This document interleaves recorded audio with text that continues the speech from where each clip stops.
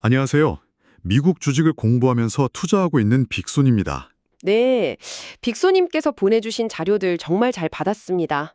와, 세계 최대 항공기 엔진 제조사, 그리고 전설적인 기업 GE의 새로운 얼굴이죠.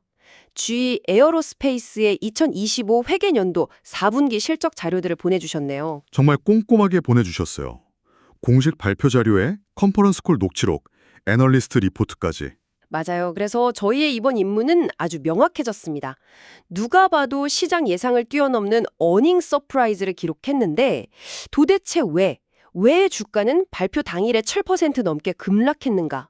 바로 그 미스터리죠. 네, 이 미스터리를 풀고 투자자로서 이 상황을 어떻게 봐야 할지 오늘 한번 깊이 파고들어 보겠습니다. 특히 이번 실적이 중요한 게 GE가 그 복잡했던 과거를 청산하고 항공우주 전문 기업으로 딱 다시 태어난 뒤에 받은 첫 성적표 같은 거거든요. 아, 그렇죠. 네. 그래서 앞으로의 방향을 가늠하는 아주 중요한 기준점이 될 겁니다.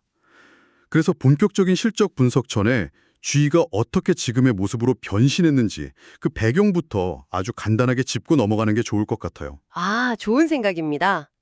주의하면 정말 뭐랄까 문어발식 경영? 그런 거대 복합기업 이미지가 너무 강했으니까요. 그랬었죠. 과거에는 제조업의 상징이었지만 한편으로는 너무 비대하고 복잡해서 이 기업의 가치를 제대로 평가하기가 어렵다. 이런 지적도 많았습니다. 네네. 그래서 최근 몇 년간 정말 대대적인 수술에 들어갔습니다. 2023년 초에는 헬스케어 사업부를 G헬스케어로 성공적으로 분사시켰고요. 이어서 2024년 4월에는 에너지 사업부마저 G 번호바로 떼어냈죠. 아, 다 분리했군요. 네. 그렇게 두 개 핵심 사업을 독립시킨 후에 마지막으로 남은 존속법인이 바로 지금의 GE 에어로스페이스입니다. 항공우주 사업에 모든 역량을 집중하는 거죠. 투자자 입장에서는 이건 정말 반가운 변화예요. 예전에는 헬스케어, 에너지, 항공 이걸 한 지붕 아래에서 다 분석해야 했는데 맞아요. 복잡했죠. 이제는 딱 GE 에어로스페이스의 본질적인 가치, 그러니까 항공기 엔진과 방위 산업에서의 경쟁력, 여기에만 집중해서 볼 수 있게 된 거잖아요. 훨씬 명확하고 깔끔해진 거죠. 바로 그겁니다. 그 명확성, 이게 시작에서 제대로 먹혔습니다. 분사 계획이 구체화된 이후부터 주가가 2배 이상 급등하는 아주 강력한 동력이 됐죠. 시장이 더 이상 GE를 정체 모를 복합 기업이 아니라 항공이나 방위 산업의 핵심 플레이어로 딱 인정하기 시작했다는 증거네요. 그렇죠. 자, 그런 기대감을 한몸에 받고 미국 동부 시간 기준으로 1월 22일 장 시작 전에 4분기 실적을 발표했습니다. 그럼 이제 그 성적표를 한번 열어보죠. 네. 팩트셋이 집계한 월가 예상치랑 비교해보면 이번 실적이 얼마나 놀라웠는지 바로 체감할 수 있습니다. 자, 조정 매출이 11억 달러를 기록했는데 예상치가 11억 달러였거든요. 꽤 많이 넘었네요. 네, 가볍게 뛰어넘었고요. 전년 동기 대비 성장률은 무려 20%에 달합니다. 와, 20%요? 이익 쪽은 어땠습니까? 이익단은 훨씬 더 인상적입니다. 조정 주당 순이익, EPS라고 하죠. 이게 1.57달러를 기록했는데 시장은 한 1.43달러 정도로 예상했거든요. 아, 이것도 예상을 크게 웃도는 수치네요. 네, 전년 대비 19%나 성장했습니다. 그러니까 매출, 이익 양쪽에서 시장의 눈높이를 풀쩍 뛰어넘는 그야말로 완벽한 어닝 서프라이즈였던 거죠. 숫자만 봐서는 정말 흠잡을 데가 없는데. 맞아요. 근데 더 흥미로운 건 이 성장을 만들어낸 그 동력입니다. 단순히 업황이 좋아서 얻은 결과가 아니더라고요. 맞습니다. 가장 먼저 주목해야 할 게 그야말로 폭발적인 수주량이에요.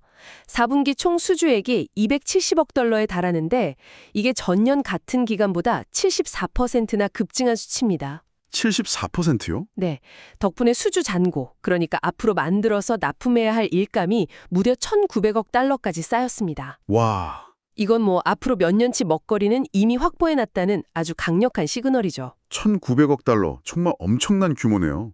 근데 주문이 아무리 많아도 제때 만들어서 납품을 못하면 그게 다 그림의 떡일 텐데 생산성도 좀 뒷받침이 됐나요? 아, 아주 중요한 포인트를 짚어주셨습니다. 실제로 GE가 생산 효율성을 높이는데 거의 사활을 걸고 있어요. 플라이트 덱이라고 부르는 자체적인 린 운영 모델을 도입해서 공정을 최적화하고 있거든요. 플라이트 덱이요? 네. 근데 이게 단순한 구호가 아니라 실제 성과로 나타나고 있습니다.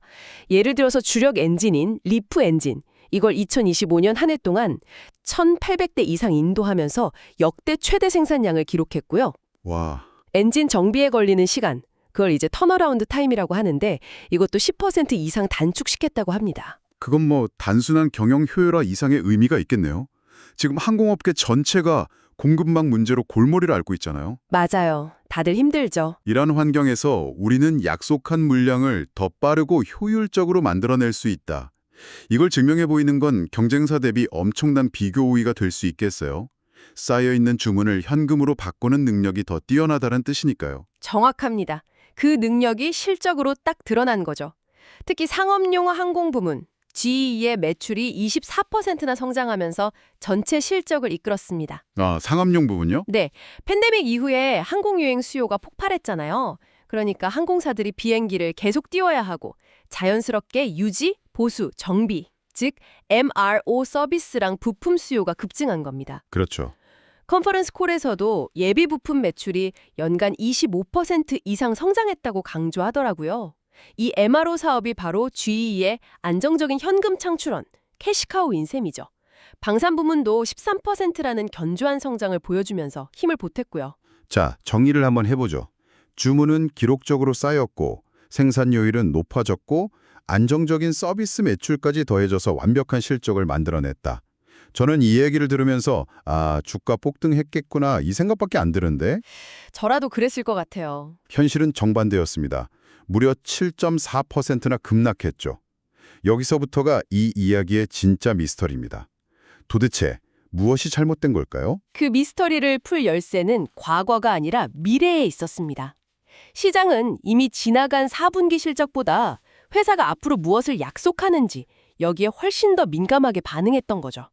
바로 2020년 연간 가이던스에서 문제가 시작됐습니다. 가이던스 한번 보죠. 조정 EPS는 7.10달러에서 7.40달러 사이를 제시했는데 시장 예상치가 7.14달러였으니 나쁘지 않은데요? 그렇죠. 부합하거나 오히려 약간 높은 수준이고 영업이익이나 잉여 현금 흐름도 다 예상치에 부합하거나 상회하는 수준이고요. 잠깐만요. 가이던스 숫자 자체는 괜찮아 보이는데 왜 투자자들이 이걸 보고 주식을 내던졌다는 거죠? 제가 뭘 놓치고 있는 건가요? 핵심을 놓치고 계신 게 아닙니다. 시장의 그 속마음을 놓치고 있는 거죠. 시장은 절대적인 숫자가 아니라 성장률의 변화, 다시 말해 성장 가속도를 보고 있었던 겁니다. 성장 가속도요? 네. GE가 2026년 조정 매출 성장률로 제시한 수치가 바로 낮은 두 자릿수, 로우 더블 디짓이었습니다. 낮은 두 자릿수라면 10%에서 한 12% 정도를 의미하는 거군요. 알겠습니다. 2025년에 21%라는 엄청난 성장을 보여줬는데 내년에는 성장률이 거의 반토막 날 거라고 회사가 직접 예고한 셈이네요. 바로 그겁니다. 투자자들에게는 그게 성장 둔화라는 아주 명백한 시그널로 읽혔습니다. 세부적으로 뜯어보면 더 명확해지죠. 핵심 사업인 상업용 엔진 및 서비스 부문, 이 매출 성장률이 2025년에 24%였는데 2026년에는 10%대 중반. 미드틴수요? 확 꺾이네요. 네. 방산 부문 역시 11%에서 한 자릿수 중후반, MSHSD로 낮아질 거라고 전망이 됐습니다. 이건 심리적인 요인이 크게 작용했겠네요. 빅손님 자료에도 나오지만 GE 주가가 실적 발표 전에 1년간 69%나 급등했어요. 맞아요. 엄청 올랐죠. 주가 수익 비율 PER이 44배에 달하는 소위 성장주 밸류에이션으로 거래되고 있었던 거죠. 이런 주식에 투자한 사람들은 완벽한 실적은 기본이고 미래에도 성장이 더 빨라질 거다. 이런 기대감을 가지고 있었을 텐데. 그렇죠. 근데 회사가 이제부터는 속도를 좀 줄이겠습니다라고 말하니까 그 높은 기대감이 순식간에 실망감으로 바뀐 거군요. 최고급 스포츠카인 줄 알고 비싸게 샀는데 갑자기 제한 속도를 지키겠다고 선언한 꼴이니까요. 비유가 아주 정확합니다.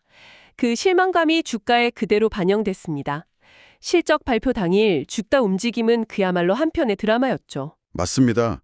미국 동부 시간 1월 22일 장 시작 전에 실적이 발표됐을 때 프리마켓에서는 주가가 5% 넘게 급등했어요.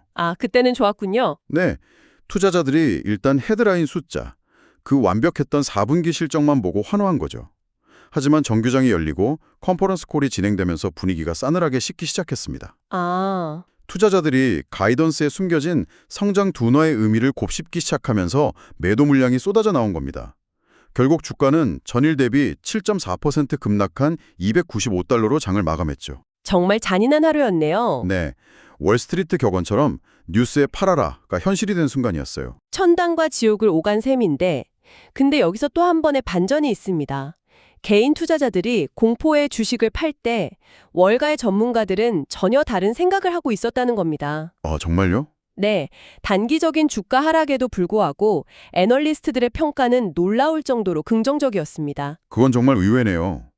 개인하고 전문가 사이에 그렇게 큰 시각차가 있었다니. 구체적으로 어떤 평가들이 나왔습니까? 뱅크 오브 아메리카의 론 앱스타인은 이번 실적을 강력한 어닝 비트였고 가이던스도 예상을 웃돌았다. 이렇게 긍정적으로 평가했고요. 시티그룹의 존 고디는 한 발 더 나아가서 목표 주가를 378달러에서 380달러로 오히려 올렸어요. 아니, 주가가 떨어졌는데 목표 주가를 올렸다고요? 네, 그러면서 이번 주가 하락은 회사의 보수적인 가이던스에 대한 시장의 과민 반응이다. 오히려 매수 기회를 제공한다. 이렇게 분석했습니다. JP모건 역시 비중 확대 의견하고 목표 주가 335달러를 그대로 유지했고요. 와, 그러니까 개인 투자자들은 성장 둔화라는 단어에 겁을 먹고 빠져나갔는데 전문가들은 아니다. 펀더멘털은 여전히 강하다. 이건 시장에 과민 반응하는 거니까 오히려 싸게 살 기회다. 이렇게 본 거군요. 정말 흥미로운 줄다라기입니다. 네, 그들은 단기적인 성장률 숫자보다는 그 1,900억 달러에 달하는 막대한 수주 잔고, 그리고 경기에 크게 흔들리지 않는 안정적인 MRO 서비스 사업의 장기적인 가치를 더 높게 평가한 겁니다. 하루짜리 주가 변동에 흔들리지 않고 숲을 본 거죠. 자, 그럼 이 모든 정보를 정합해서 빅소님과 같은 투자자의 입장에서 최종 정리를 해보겠습니다. 이 상황을 어떻게 받아들여야 할까요? GE 에어로스페이스에 대한 투자 포인트를 강점, 즉 불 케이스랑 리스크, 베어 케이스로 나눠서 생각해 볼 수 있을 것 같아요. 네. 먼저 강점입니다. 앞서 계속 강조했듯이 1,900억 달러라는 막대한 수주 잔고는 이 기업의 미래를 보장하는 가장 강력한 무기입니다. 특히 한번 엔진을 팔면 수십 년간 부품과 서비스로 돈을 버는 이 MRO 서비스 사업 모델, 이게 안정적인 현금 흐름을 만들어내는 핵심 동력이죠. 그렇죠. 월가 애널리스트들이 이번 조정을 매수 기회라고 보는 근거가 바로 여기에 있습니다. 반대로 리스크는 역시 높은 밸류에이션, 그리고 그에 따른 기대감이겠죠? 맞습니다. PER 44배라는 높은 밸류에이션은 항상 부담이죠. 이번처럼 성장 둔화 시그널 하나에 주가가 크게 흔들릴 수 있는 구조니까요. 또 다른 리스크는 실행 능력입니다. 실행 능력이요? 네, 그 엄청난 셔중훈련을 공급망 문제나 생산 차질 없이 계획대로 소화해낼 수 있느냐. 이걸 시장은 계속 의심의 눈초리로 지켜볼 겁니다. 여기서 삐끗하면 주가는 또 한번 크게 출렁일 수 있습니다. 그렇다면 앞으로 GE 에어로스페이스를 지켜볼 때 우리가 놓치지 말아야 할 핵심 관전 포인트는 뭐가 있을까요? 크게 세 가지를 꾸준히 추력해야 합니다. 첫째, 캐시카우인 서비스 및 부품 사업부의 성장세가 계속 견조하게 유지되는지 이걸 확인해야 합니다. 현금 흐름의 기반이니까요. 네. 둘째, 주력 엔진인 리에 벤젠의 생산하고 인도 계획이 차질 없이 이행되는지 면밀히 살펴봐야 합니다. 약속을 지키는 능력을 보여주는 거죠. 마지막으로 회사가 제시한 장기 이익 목표, 예를 들어 2028년까지 영업이익 11억 달러 달성 같은 목표들이 있는데 네, 있었죠. 이게 현재로서는 다소 보수적으로 보인다는 평가가 많습니다. 앞으로 이 목표가 상향 조정될 가능성이 있는지 이걸 주시하는 게 중요합니다.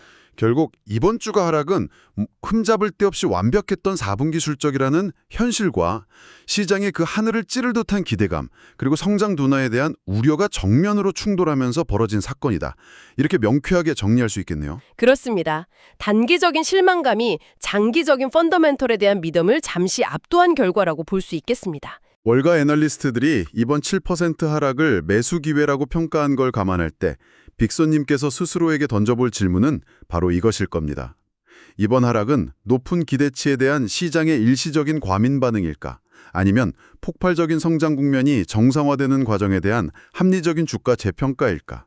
이 질문에 대한 자신만의 답을 찾아가는 과정이 앞으로의 투자에 있어서 매우 중요해 보입니다. 지금까지 GE 에어로스페이스의 회계연도 2025년 4분기 실적 정리와 주가가 마이너스 7% 급락한 이유를 분석해 보았습니다. 구독과 좋아요, 댓글, 알림 설정 부탁드립니다.